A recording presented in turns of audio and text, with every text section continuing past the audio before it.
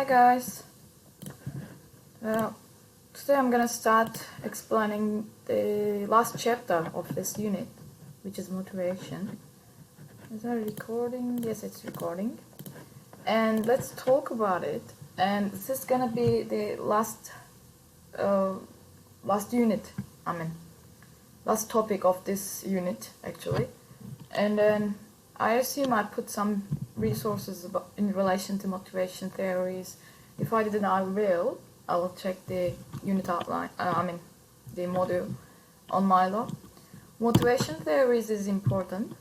They are important actually, because without motivation, some managerial functions, they don't work.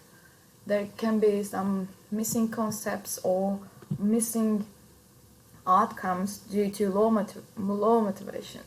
Because when working with a person, you need to focus on the motivation part very serious, the motivation concept very serious. Otherwise, the performance of the person, employee or manager or a leader can decrease dramatically. That's why it is a very important chapter for us. I will explain you what is the motivation and what are the theories, which is trying to explain motivation from different perspectives, because we have a lot of theories based on motivation, which is essentially explained from psychological perspective, and there are many psychologists around the world there. They try to explain motivation theories. We will talk about them today, but for you to understand the basic of what is motivation, you can think a perspective that when an employee's performance increase, let's say from 5 out of 10 increase to 8 out of 10, then there's an impact of motivation. Because when the motivation starts decreasing, the performance of employee or managers or whoever in charge can start decreasing. And in order to stop it, we need to know what is the behind of this motivation and what are the components and how we can increase it, how we can treat other people at the workplace in order to understand the other people's needs. But based on the recent theories, it's not enough just to understand people's needs. You need to understand a bit more about the psychology and about the personal self-esteem and the personal achievements perspective, because the human doesn't only satisfied by the fulfillment of the needs, because a human needs other psychological motivation or psychological supports at the working place. Nowadays it's very common to know this kind of stuff, and nowadays it's very common to support the staff or employee from that perspective.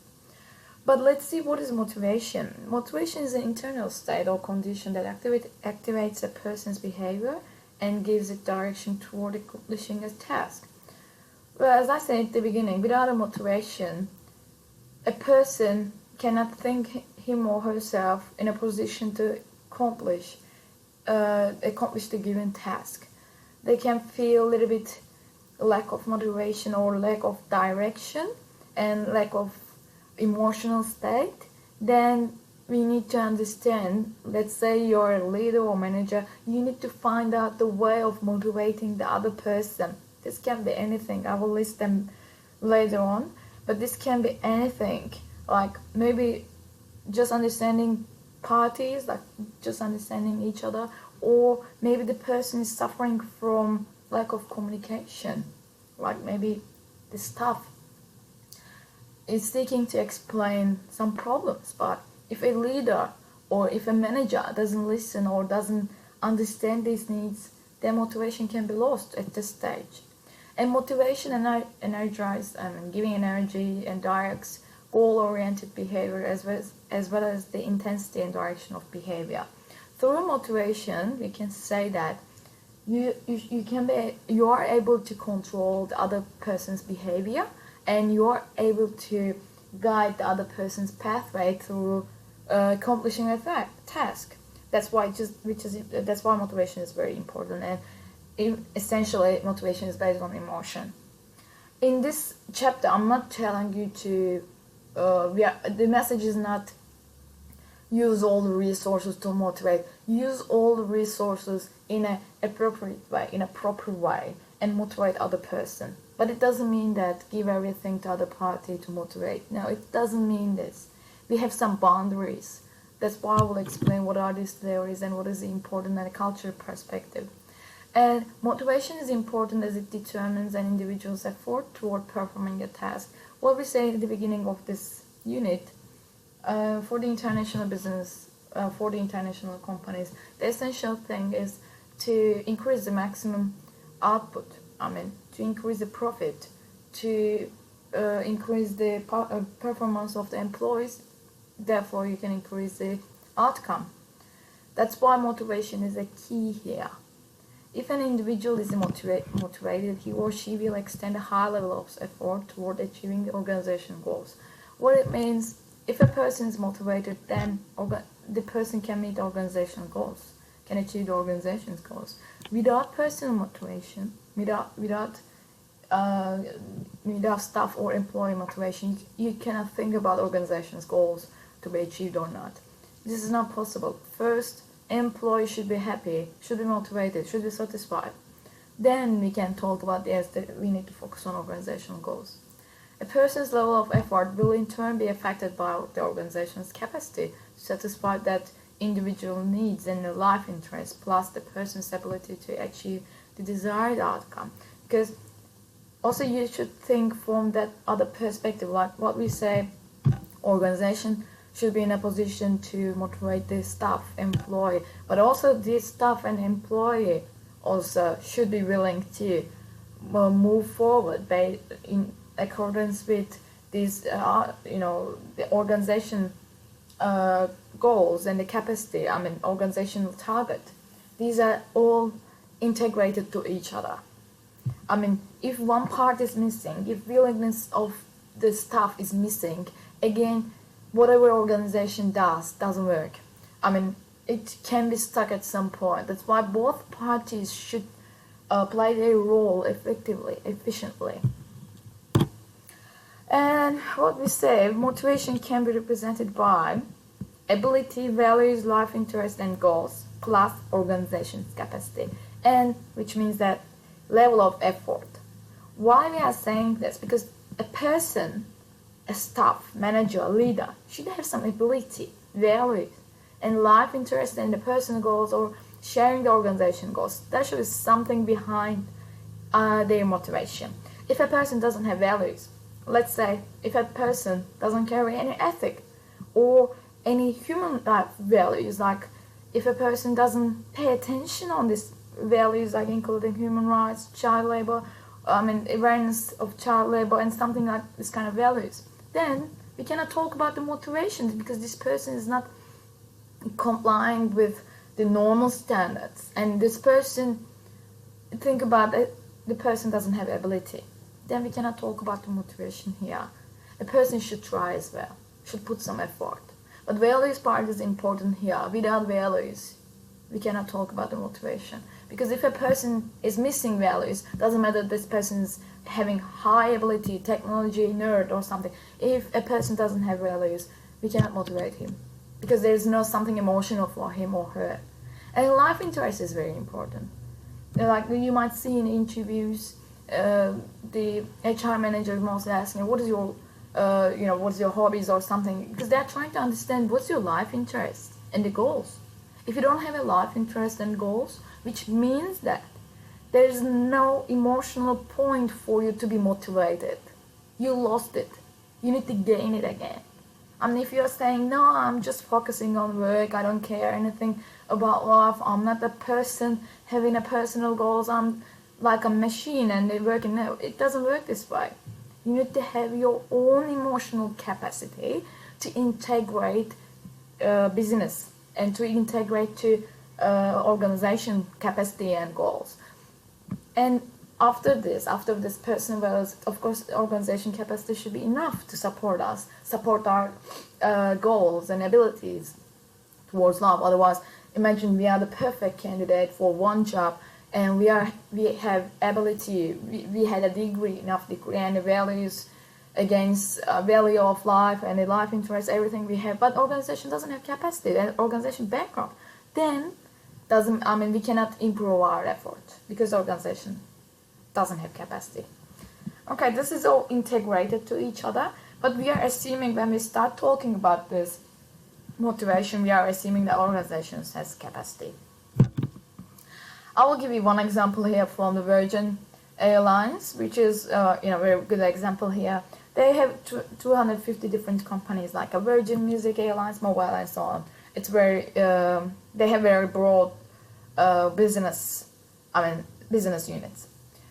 And he says that, he's explaining this, I forgot his name, but anyway, he explains his attitude towards this stuff, like, convention dictates that a company, the CEO is saying that convention dictates that a company should look after the shareholders first, its customers next, and worry last about its employees. This is general understanding, but I can say this is very old understanding, and it's changing now.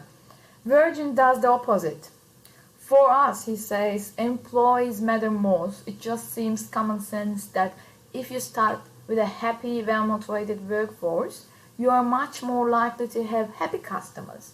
In due course, the resulting profits will make your shareholders happy.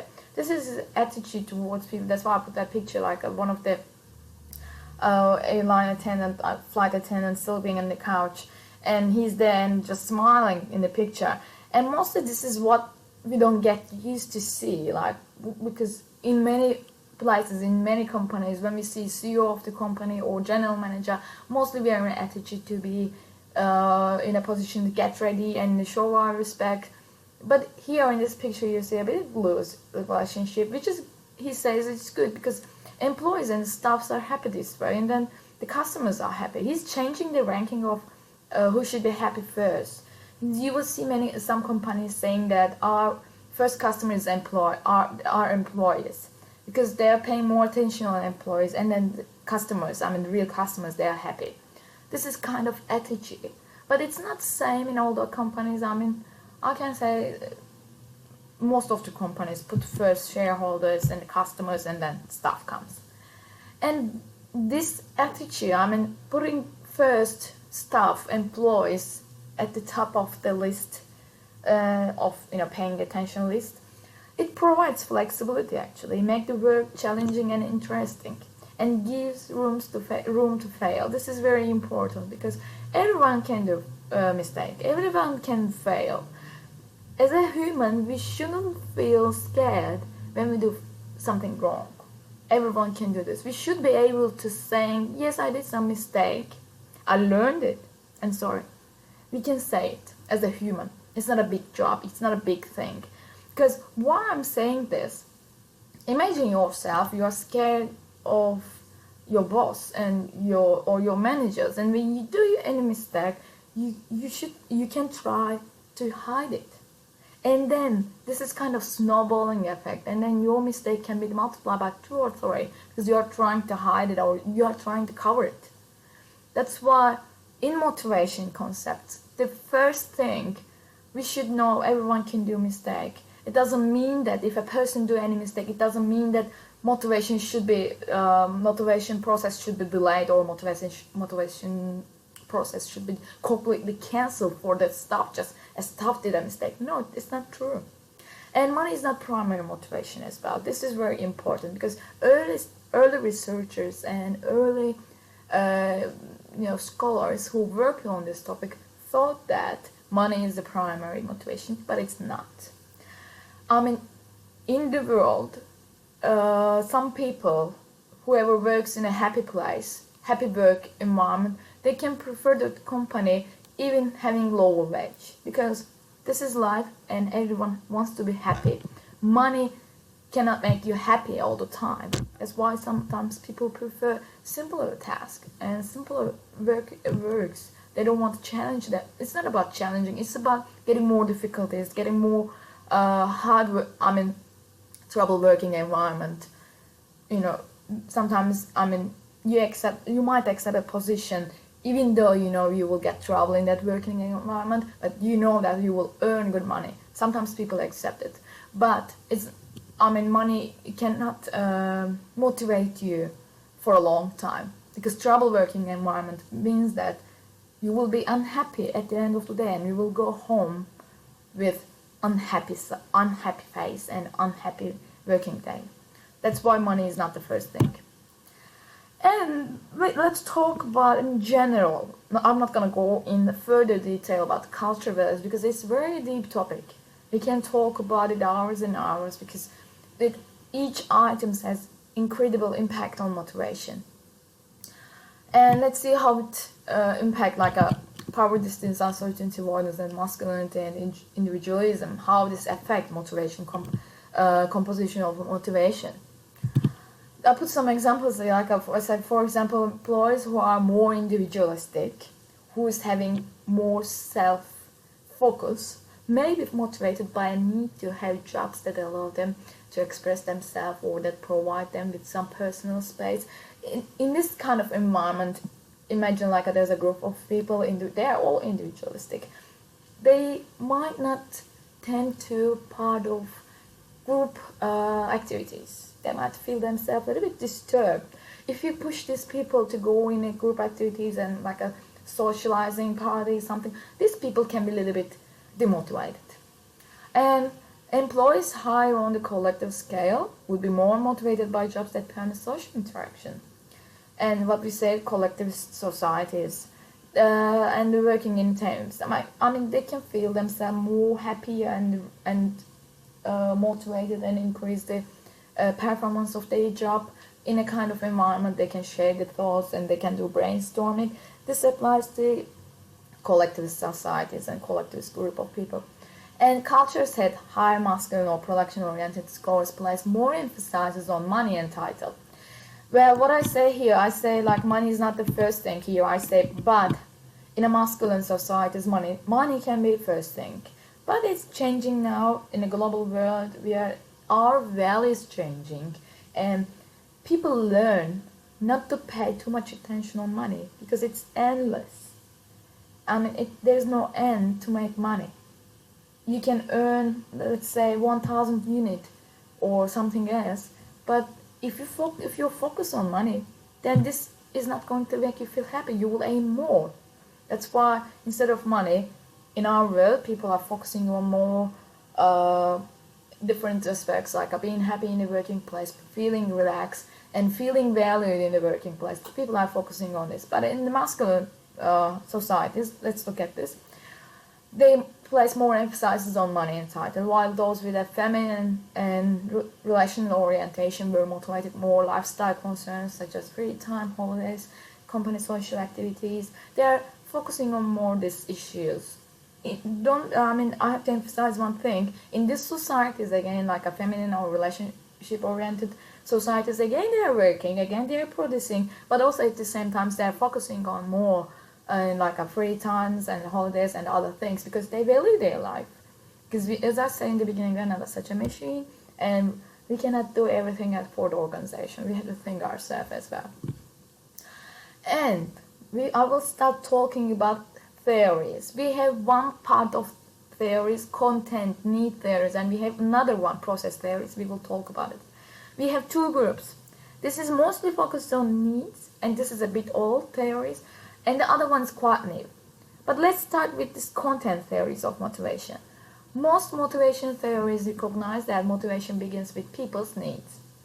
But this is important here. How do you identify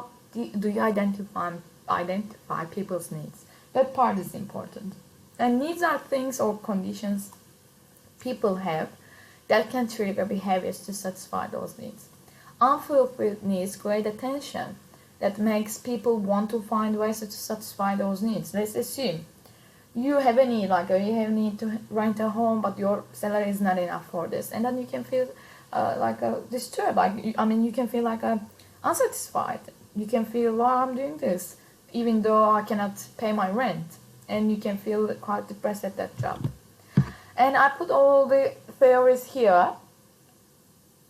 First, we will talk about Maslow hierarchy of needs theory, and then Alderfer's ERG theory, Husband hygiene theory, and McClelland learned needs. These are about needs theory, content theories. Let's start talking this. This theory was founded by Abraham Maslow in 1950, which is old theory. When we look at now, it's about 70 years old. The theory condenses the innumerable human needs into a hierarchy of 5 basic needs. He listed these needs. He said, first of all, psychological needs. What can be food, shelter, basic needs. And safety, stable environment. I mean, no one wants to be in the middle of war or something kind of terrorist attack. Or we want safe environment, stable environment. We don't want to live in a kind of chaos. And belongingness, social interaction. We also, as a human, more or less, we want social interaction, because if you're not suffering from kind of depression or kind of different personal characteristic things, then you might need social interaction. As I said, more or less doesn't matter. Everyone needs social interaction. And self-esteem, recognition. I mean, we want to be recognized by others. Self-actualization. This is self-fulfillment. Everyone has self-aims and self-targets. Everyone wants to make it real. He listed this way. And in organizational settings, how we can evaluate this theory. Psychological needs could be represented by a need for minimum level of basic salary. Like, what is basic salary can cover? Like food and shelter, a home, you can pay your rent and something. Safety, as I say, I mean, needs correspond to employee needs for good working condition, job security. I mean, you don't want to be kicked out from a job, at the end of the day. You want to feel yourself secure. And safety also includes all the external environment as well. Like, as I say, no one wants to live in an unknown place, unknown conditions. And belongingness, feeling yourself belong to the working place. These needs could include a job that provides some opportunities for teamwork and social activities. As I say, you don't have to be part of big teamwork or social activities for everyday activities, but more or less in every business environment, you can be part of this teamwork. Self-esteem can be attained both through personal achievement or via recognition from others, and self-actualization is the sense that a key goal has been accomplished for ourselves, for our personal goals. And in this model, he argued that a person's behavior is motivated primarily by the lowest unsatisfied need at that moment in time. What it means, your motivation starts from here, and then after this one is fulfilled, you can go to safety. After safety fulfilled, you can go to belongingness, and then self-esteem, and then self-actualization. If psychological needs is not fulfilled, you cannot go to safety. Your process stuck somewhere here in between. Or let's say you are in a safety place and your job is secured, everything is done, but your lack of social interaction. You cannot go to recognition or self-fulfillment. This step also should be fulfilled. You cannot skip the steps. In this theory, it says this way. And psychological needs are initially the most important, and people are motivated to satisfy them first. This is the basic thing. You need food and a place to sleep. That's the basic things. Once the most basic needs are filled, the safety needs emerge as the strongest motivator. As safety needs are satisfied, the belongingness needs become most important. These are provided by the organization, and then your motivation slowly increasing. You are having a good salary, your job is secured, you are feeling you're part of the team, and then you feel yourself like you are recognized by your colleague, and then you are achieving your goals. This is slowly going up.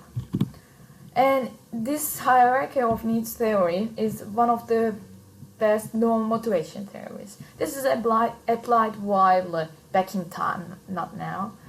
And the model was helpful when initially proposed because it helped firms recognize that employees from different countries may be motivated by different needs.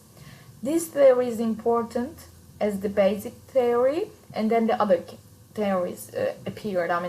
proposed. However, today the model is criticized for failing to explain the specifics of employee needs. Maybe employee needs different things, maybe employee wants to skip one of the stages, and neglecting job interest. This is important as well. That's why, as I say, this theory is basic, but it gives us idea how to interpret the motivation and what can be components of this motivation, and how can we identify the steps. That's why it is important, but we have another models which helped us more. The other one is Alderfer's ERG theory. This theory was developed by psychologist Clayton Alderfer to overcome problems associated with Maslow hierarchy of needs theory. That's why he had 3 groups. He put human needs into 3 categories actually: existence, relatedness, growth. You will see that there is a trace of Maslow's needs theory, but he grouped in different way and he interpreted with different approach. Existent needs include a person's psychological and physical related to safety needs, and relatedness needs include a person's need to interact with other people, receive public recognition, and feel secure around people. And the growth needs consist of a person's self-esteem as well as the concept of self-actualization. As you see, he grouped by 3 by getting these items, these steps from Maslow's theory. But in this theory, something different. This theory states an employee's behavior is motivated simultaneously by more than one need level, which gives us opportunity to feel ourselves motivated from different angles. It doesn't say first your motivation should be fulfilled, but with the basic steps. It says you can skip the steps. You can go to the growth stage by skipping the previous stage.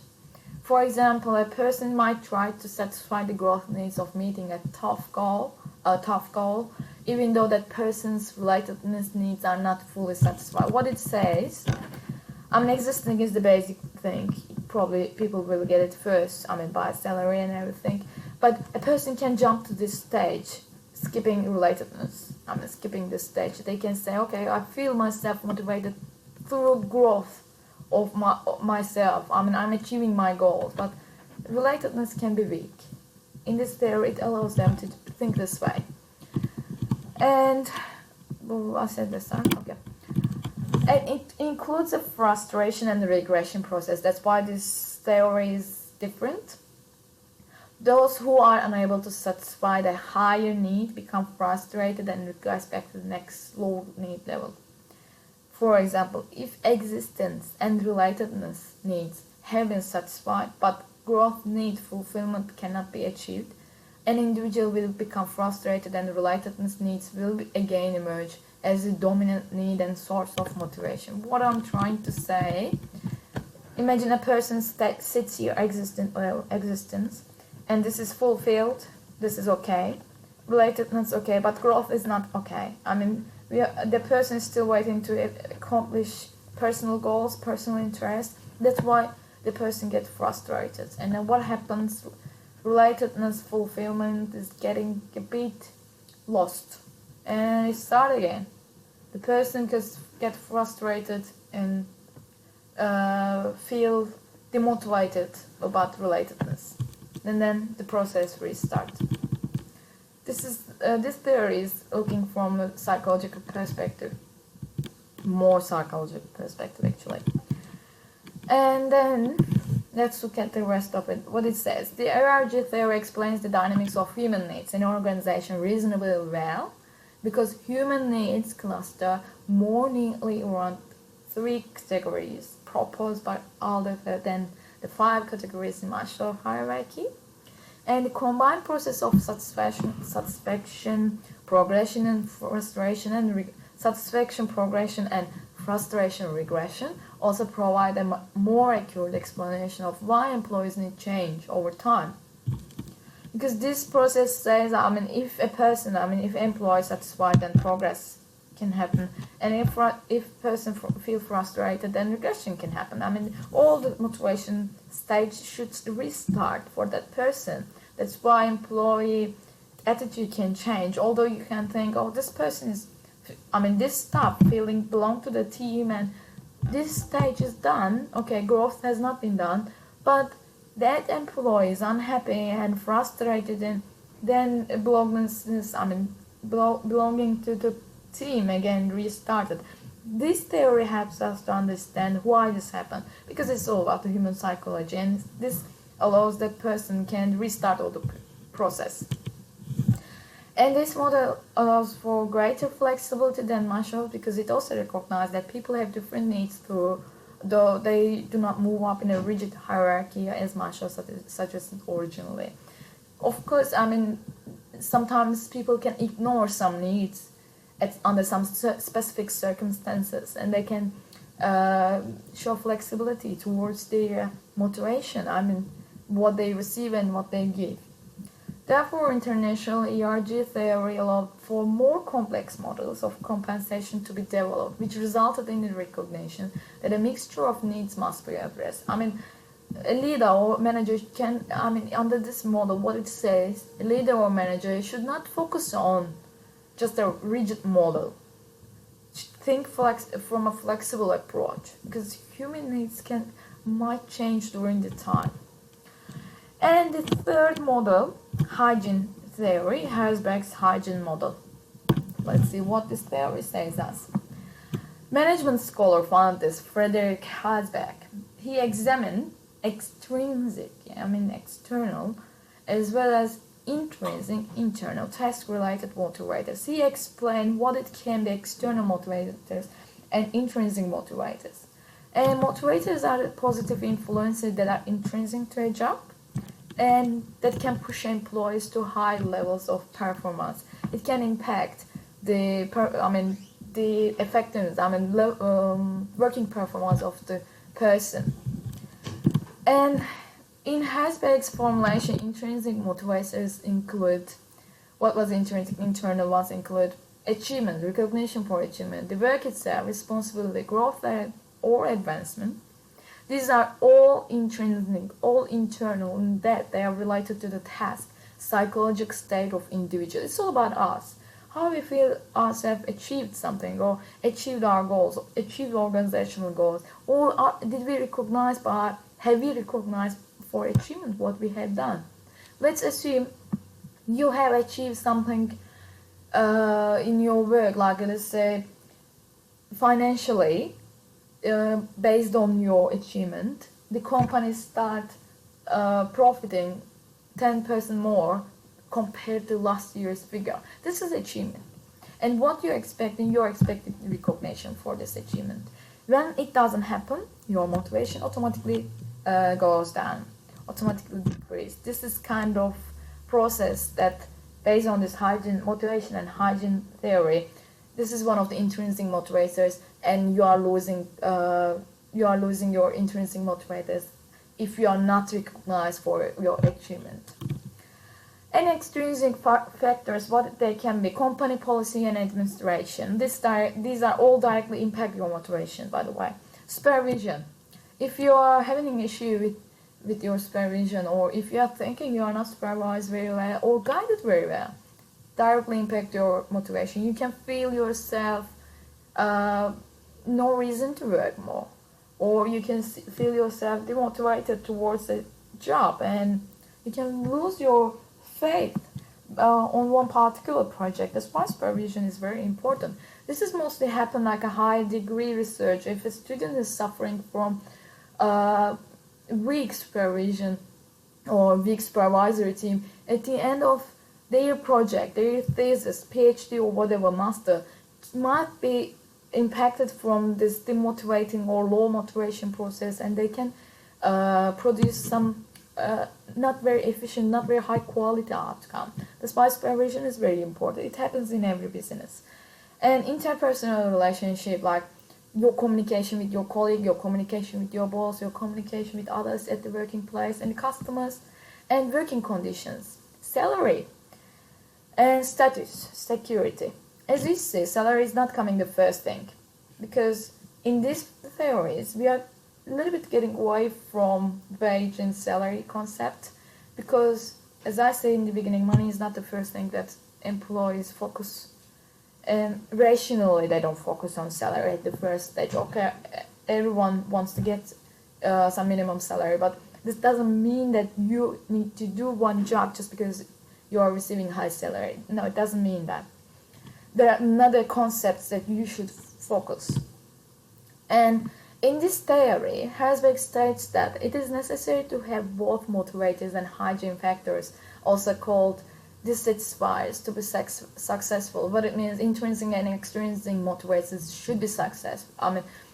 We need to look at both intrinsic and extrinsic motivator factors. And why managers need to address both extrinsic and internal. In fact, internal in this model he called hygiene factors, they will likely address these needs separately. Improving hygiene factors, which is internal factors, works to minimize job dissatisfaction and employee turnover, but doesn't increase motivation. He says that although you try to focus on internal or hygiene factors for one stuff, but you need to also focus on extrinsic motivators. Let's give one example. You recognize your staff for one of the achievements. You say, oh, that's a very good job, well done, but you didn't increase his salary or you didn't change his or her status. Then motivation can be affected, can decrease. Because what we are assuming, what we're expecting, we want to get recognition for achievement, get more responsibility, but when we are doing this, when we are fulfilling our intrinsic factors, we want also get rewarded under extrinsic factors also. Like we want to get increase in our salary, we want to change in working condition, or maybe we want to get more qualified supervisors, something like that. That's why it is important to focus on both sides under motivation and hygiene theory. And when using the motivator hygiene model, firms also cannot assume that intrinsic items such as employee growth and opportunities and interesting work will have the same motivational effect internationally. This might change. Workers in some countries such as Japan and Greece are more motivated by job security than growth opportunities or interesting work. This depends. Again, culture takes role here, but culture has impact on all theories. That's why accept all these theories as like internationally accepted and general.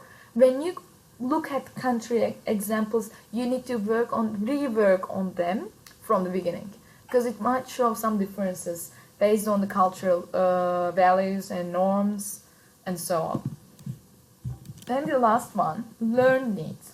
This is all about learned achievement. Learned needs and learn needs for achievement, for power and affiliation. This theory says that we can learn it and then we can improve these needs, or we can control it. Again, Harvard psychologist, again one more psychologist in this theory, David McClelland. He identified 3 needs that shape motivation. What is this? Need for achievement, need for affiliation, need for power. We learn it. And then we improve it or we control it. We learn and we control, and we are learning how to benefit from these needs. This also impacts our motivation. Need for achievement explains why some societies are able to produce more than others. Because these people, they are focusing achievement more than other things. Successful entrepreneurs tend to have a high need for achievement, possibly because they establish challenging goals for themselves, and they are motivated by testing out different approaches to their goals, then meeting them. For this group of people, achieving the goals is the biggest motivation. They feel themselves fulfilled as long as they achieve it. Otherwise, they are demotivated. There's no way to motivate these people. Is it good or bad? We can discuss. This theory has some advantages and disadvantages. We can discuss, but this is the model. And in your life, most probably you will see a lot of people just focus on achievement. They are living for it. And at the same time, they are missing some parts, some different angles of their life. But at the same time, while they are missing this, they are achieving, because this is their motivation. Eventually, they are achieving. or they are finding way to achieve, something like that. And people with a high need for achievement accomplish challenging goals through their own efforts and prefer positive feedback and recognition for their success.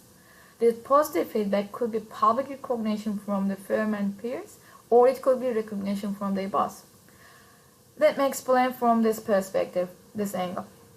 Imagine there is one sales representative.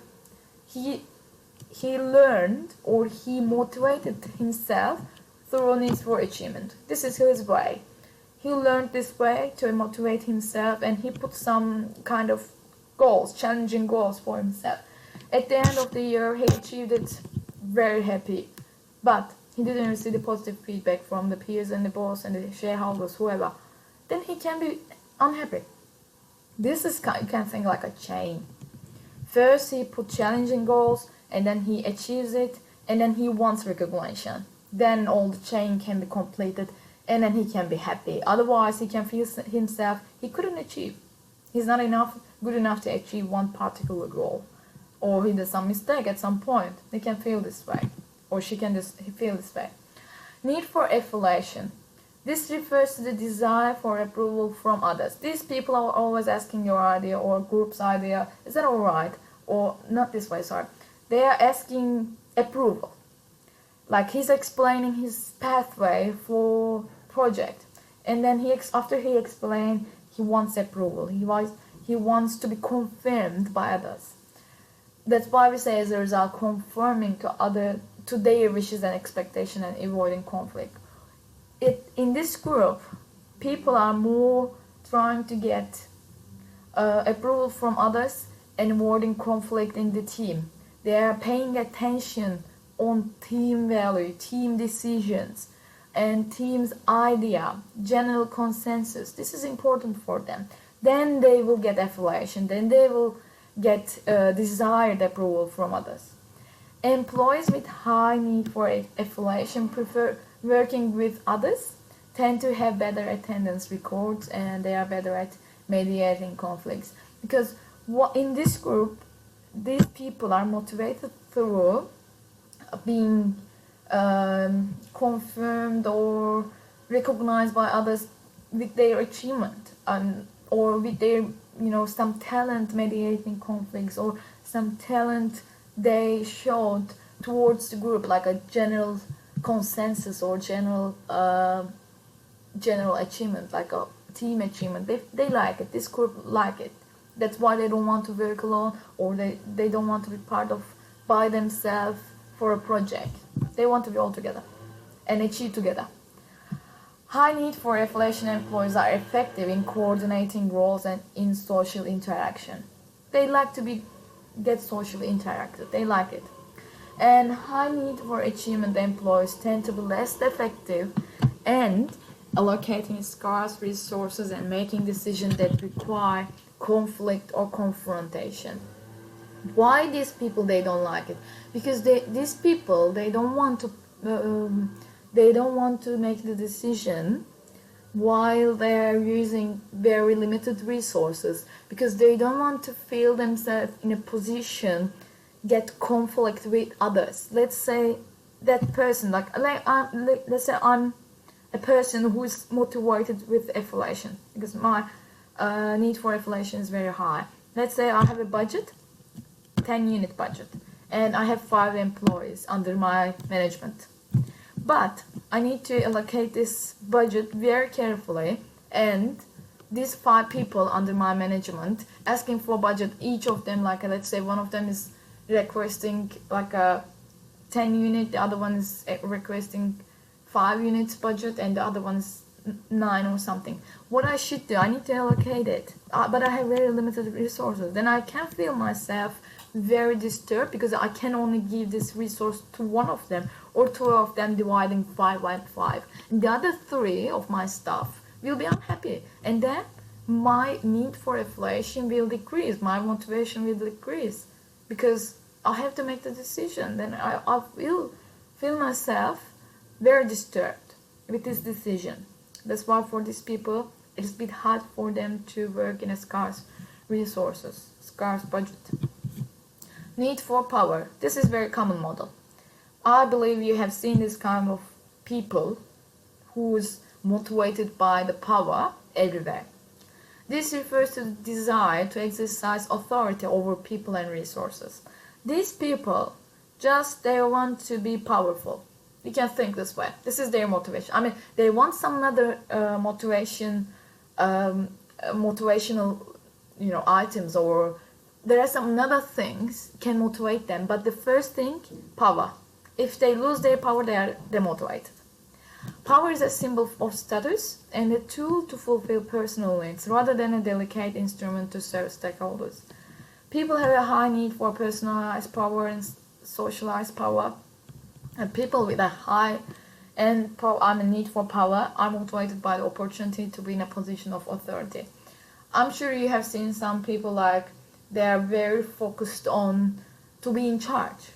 Whatever happened, whatever salary, doesn't matter, but they want to be in charge. They want to be the person who say the last word. These people are motivated by the power.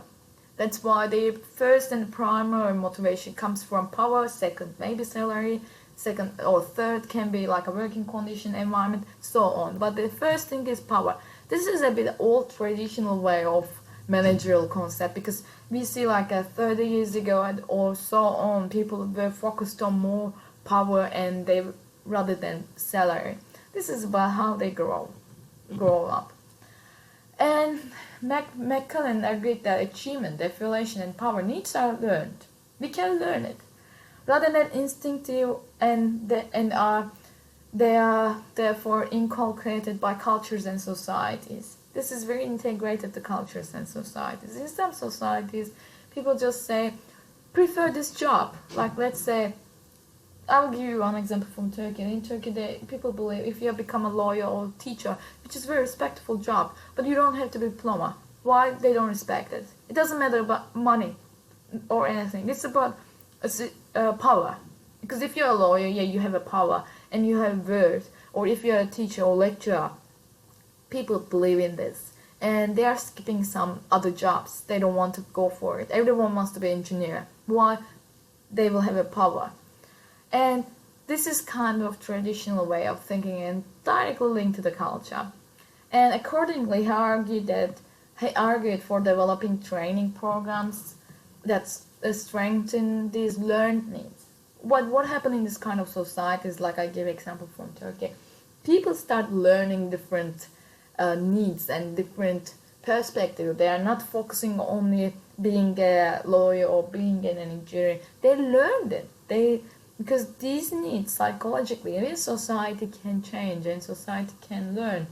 And the core motivation can change from power to achievement, maybe affiliation. But there are different states as well. Anyway, McCullen developed an achievement motivation program. He has a program in which trainees practice writing achievement-oriented stories and engaging in achievement-oriented behaviors in business games. He has a kind of school in USA, and trainees also complete a detailed achievement plan for the next 2 years, form a reference group with other trainees to maintain their newfound achievement motive style. In this theory and in his training school, he's trying to guide people to be flexible and change their motivation style and change. Let's say if one person is only focusing on power, through these trainees, maybe the person is paying attention on more affiliation and maybe achievement as well, instead of just focusing on power. And the other group of theories, process theories of motivation. This is the second type of theories. The other ones, we all talk about content theories, and we listed other theories under this umbrella, under content theories. Now we will talk about process theories of motivation. Need theories explain the different needs people have in different situations. Process theories describe the processes through which need deficiencies are translated in the behavior. In this theory, first they look what is missing, and then how they turn into behavior. And we have 3 most popular process motivation theories here. There are some more, but we focus on these 3. Expectancy theory, equity theory, goal settings. This is the table also showing how it works and what are the items under this theory, but Let's start expectancy theory. This is more numerical theory, but I will explain that. Expectancy theory is a process motivation theory based on the idea that work effort is directed toward behaviors that people will lead to desired outcomes. First, it starts with effort, performance, and then outcomes. Let's see what this figure is saying us. But I will have just a quick break. And yeah. Okay, let's move on. So recording, yes, recording. Okay, how will do this? Maybe this. But anyway, let's first start with expectancy theory or process theories of motivation. This is all about, in process theories, we will see, as I say in the beginning, this is all about how deficiencies can translate it into the behavior. That's why mostly in these theories we are observing the behaviors. That's why we are saying individuals' effort. Mostly we are focusing on, rather than focusing on externalities, we are focusing on persons because persons reflecting the externalities there. Anyway, an individual's effort level depends on three factors here: effort to performance, expectancies, and performance to outcome balances. Under these three, with these three items, with these three expectancies and the approach, we are evaluating the motivation. Employee motivation is influenced by all three components of the expectancy theory model. If any component weakens, like motivation weakens. And what else is explained here is the anticipated satisfaction or dissatisfaction that an individual feels about an outcome. Let's explain what are these one by one. It's better to understand, and as I said, this is numerical, like we are measuring it. The effort to performance expectancy is an individual's perception that his or her effort will result in a particular level of performance. Our effort, we are actually comparing our effort with the outcome, with our performance. Expectancy is defined as a probability and therefore ranges from 0 to 1. Like employees may believe that they can unquestionably accomplish the task, which is a probability of 1. If we feel ourselves, yes, I can do this, the probability of 1. If we feel ourselves, no, I cannot do this, then which means that we need some kind of motivational support, or if we are feeling lack of capability or ability, maybe our task should change. Because having a zero expectancy for one task shows that is there any psychological things that we are not sure, or is there an ability problem. In other situations, they expect that even their highest level of effort will not result in the desired performance level. This is a probability of 0. Effort to performance expectancy can be improved by providing necessary tools and competencies, counseling, coaching, and positive feedback. As I say in the beginning, why we are feeling ourselves that we are not going to achieve this performance. What is it related? If it's only related to lack of motivation, then we need to get some counseling or motivation, or we need to get some guidance, idea, brainstorming, which can improve us believe in ourselves. And performance to outcome, what we say here, but we are talking about effort to performance. We are at this stage now. Okay, performance to outcome, because what we say, we believe in ourselves, and we believe we are going to get the highest performance, outcome with the provided performance. We believe in, and let's check the other part. Performance to outcome is the perceived probability that a specific behavior or performance level will lead to specific outcomes. This probability is developed from previous experience or social learning derived from watching others. One important issue, like performance to outcome expectancy, is determining which outcomes are most important to us. They can be improved by measuring employee performance accurately and distributing more valued rewards to those with higher job performance. In this stage, which outcomes part is important, but when if we are evaluating one project from our personal perspective and personal goals perspective, or are we evaluating this from the organization perspective, we need to distinguish it, or we need to pay attention on both. That's why it is important to understand performance to outcome, how it process. We need to understand from employee perspective how he or she understand performance to outcome expectancy. That's why it is important. And in order to motivate that stuff, we need to develop some reward and some kind of bonus policies to motivate these people in order to increase the performance to outcome. And outcome balances refers to one's anticipated satisfaction or dissatisfaction with outcome. Again, this can range from -100 to +100 to reflect the overall value placed on the outcome. A maximum positive balance is 100 plus. This is mostly desired because when we have the outcome, staff should be happy, organization should be happy, and then it shows that motivation is high. But if we see that the outcome is ranging close to -100, then there's some motivational problem. There can be other problem, but first we are looking at this model. In this concept, we are looking at the motivation. The lowest balance of -100 would be something that a person would work hard to avoid, and the balance of 0 would mean no motivation. Like you don't feel yourself motivated to do anything. And increasing outcome balances are affected by those things that are valued by employees.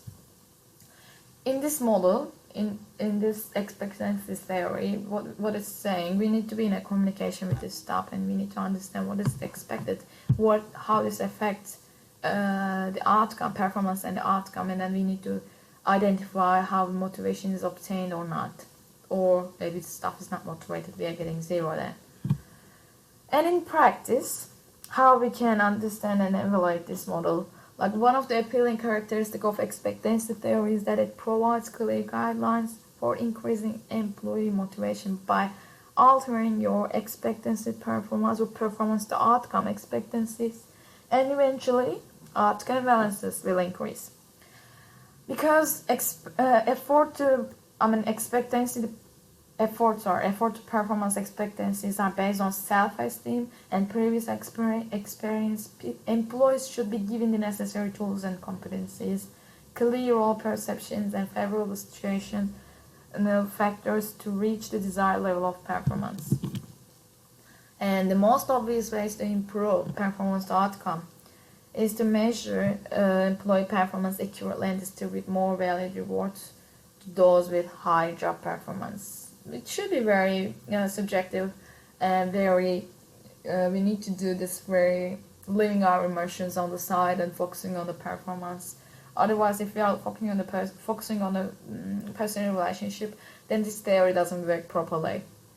And many organizations have difficulty putting this straightforward idea into practice. Some executives are reluctant to withhold bonuses for poor performance because they do not want to experience conflict with employees.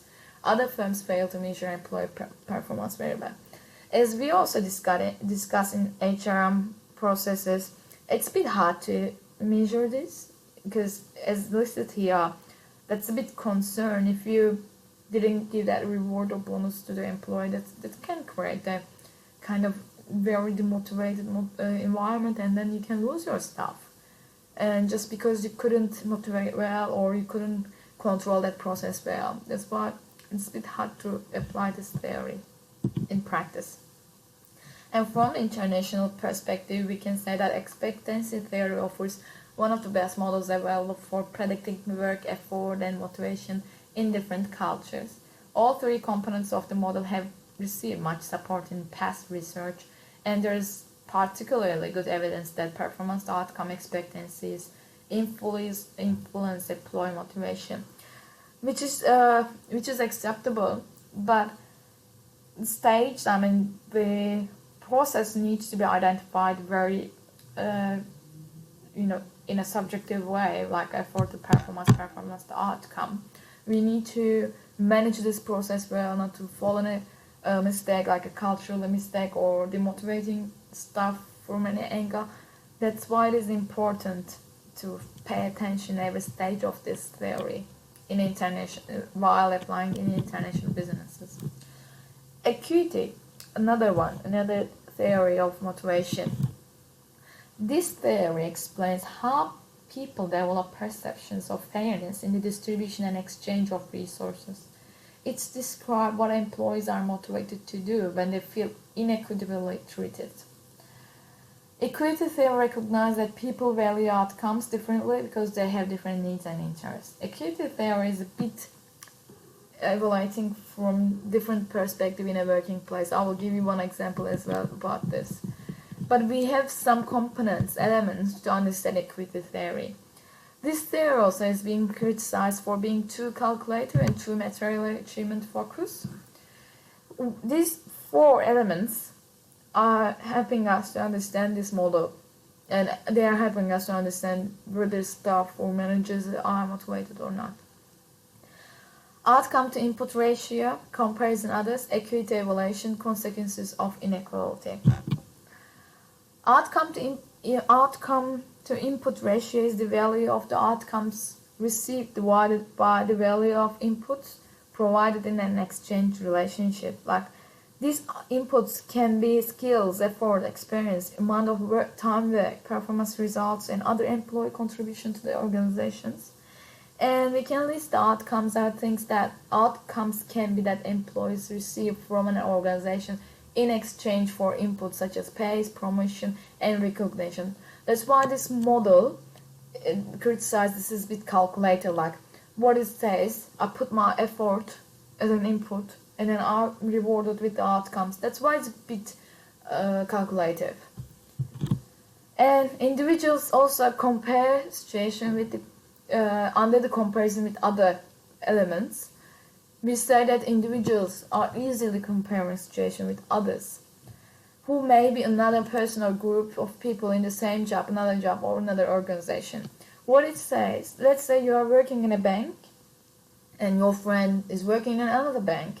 You're working in bank X, and the other one's working in a bank A. And then, intrinsically, naturally, you are comparing yourself with the other employee working in a different bank. Maybe you are earning, let's say, $1,000 every week, and the other one is making $2,000. And then you are questioning yourself why he's making more than you when both working in the same level but in different company. This is very typical.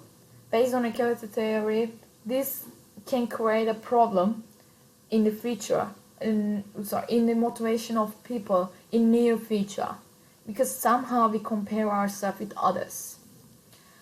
Well, there's one example here. A luxury hotel chain in Asia needed extra hotel workers for the extended Christmas, New Year, Chinese New Year holiday season. So they brought housekeepers from a sister hotel in Vietnam. They are bringing people from Vietnam to the East Asia, to Thailand, and for short-term assignments. Same company, in different location, they are bringing staff from Vietnam. What happened then? The hotel chain provided room and board along with the wage that was standard in Vietnam, and employees received more money than they would have otherwise. What they had, they received their own salary, plus they received, we call compensation fees because they are working in a foreign assignment. They had another portion, benefit. But the Vietnamese hotel workers stopped comparing themselves to hotel workers back in Vietnam, and instead compare their compensation with the Thai hotel employees in the Thai resort who were getting paid about twice as much. They changed their focus here.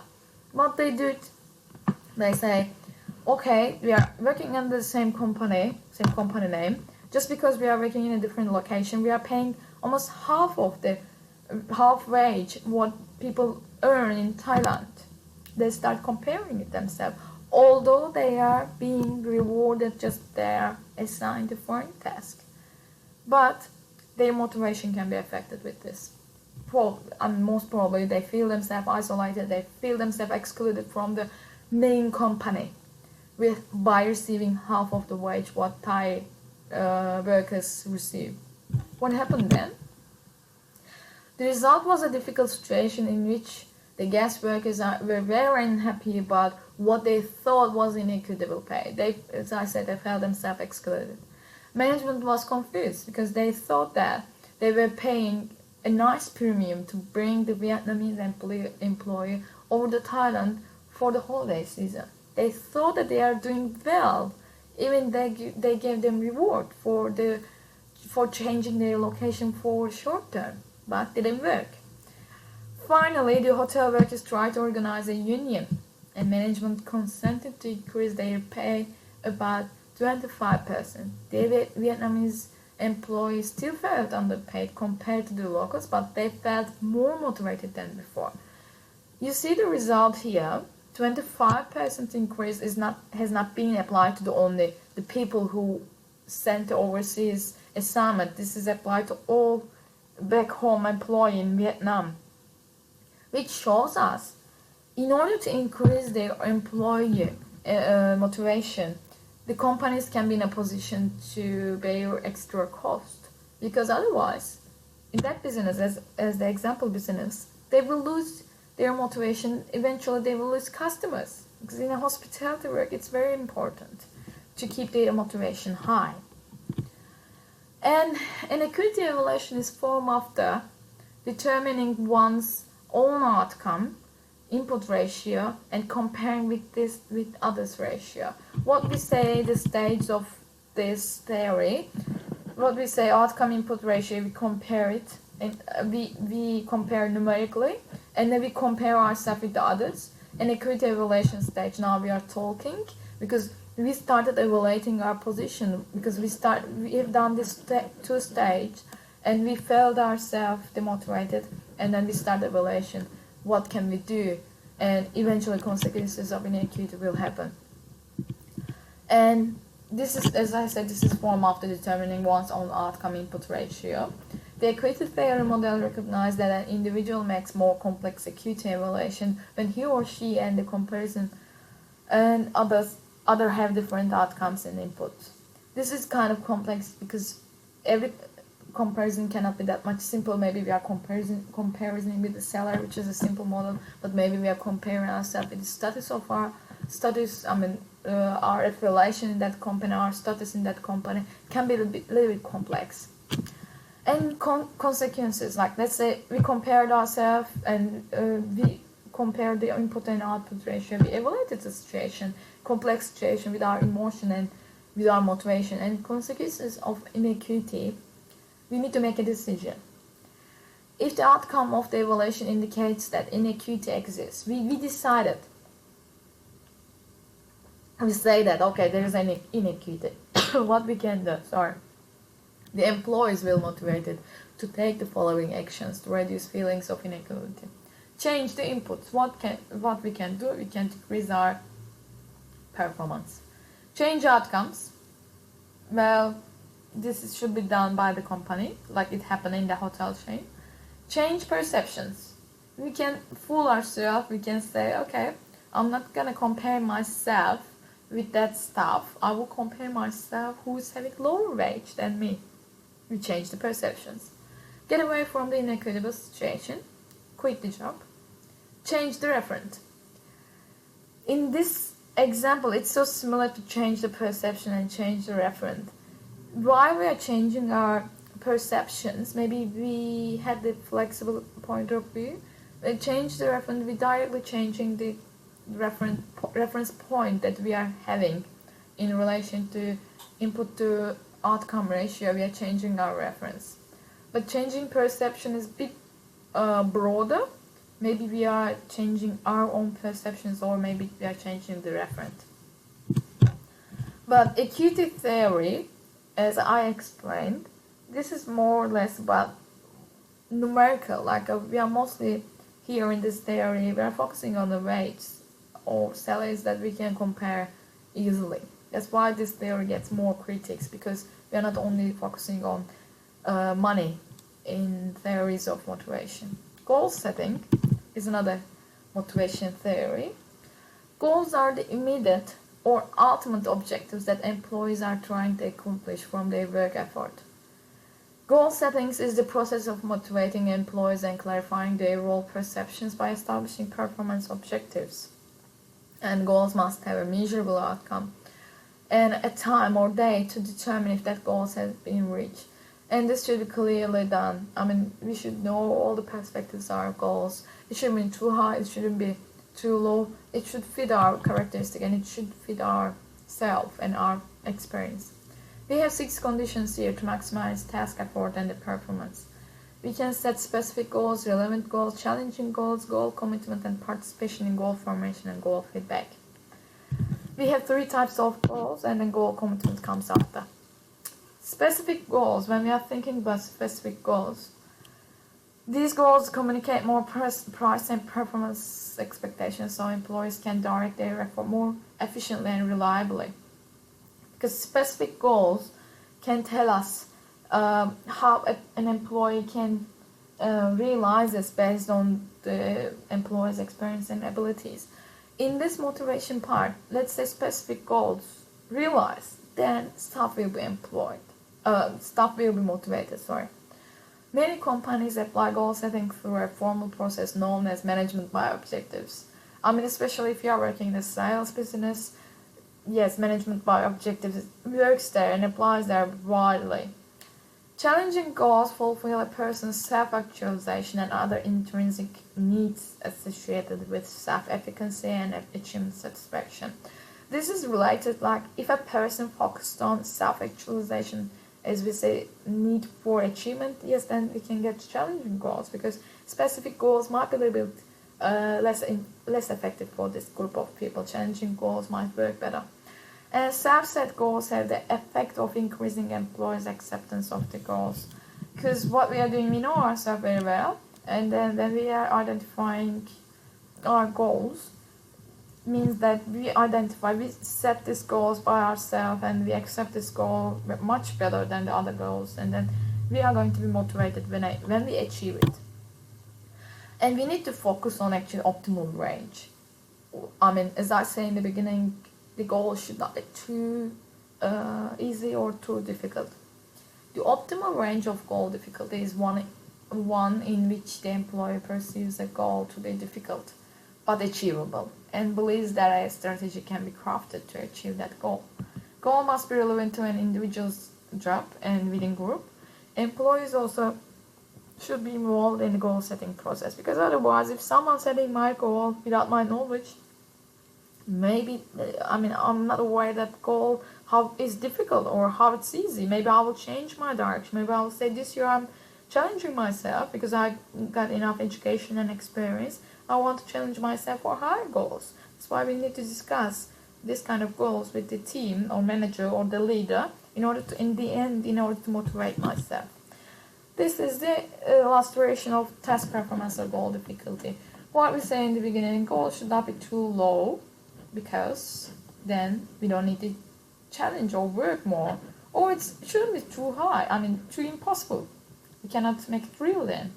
Task performance increase this area of optimal goal difficulties. But it's not always easy to understand which is the optimal area. That's why discussing and negotiating with employee and the boss or manager or leader in the team is very important. We need to find out which is the optimal area. And it should be the end, yeah. And while setting the goals, participation ensures that the employees accept the goals and have the competencies and resources necessary to accomplish them. As I said in the beginning, you have ability and capabilities, but the company doesn't have them. It doesn't make sense to set your goals very high. Effective goal setting requires measurable feedback and match the specific metrics of the goal. Well, we need to make sure how this goal is realized. We need to measure it with numerical or qualitative process will help us. So quantitative process will help us to understand how goal is achieved or not.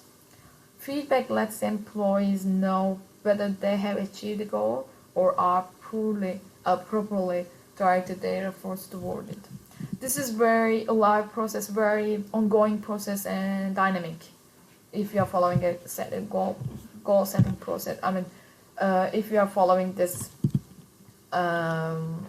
setting goals and then motivation part, that's a bit dynamic process.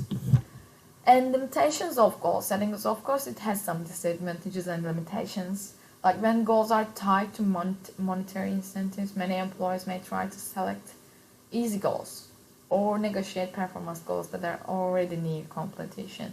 Because if you know that there's a risk, maybe you're not gonna achieve it, and you will lose your bonus or financial supports or some kind of monetary incentives, then you might feel yourself getting easier goals or the simple task.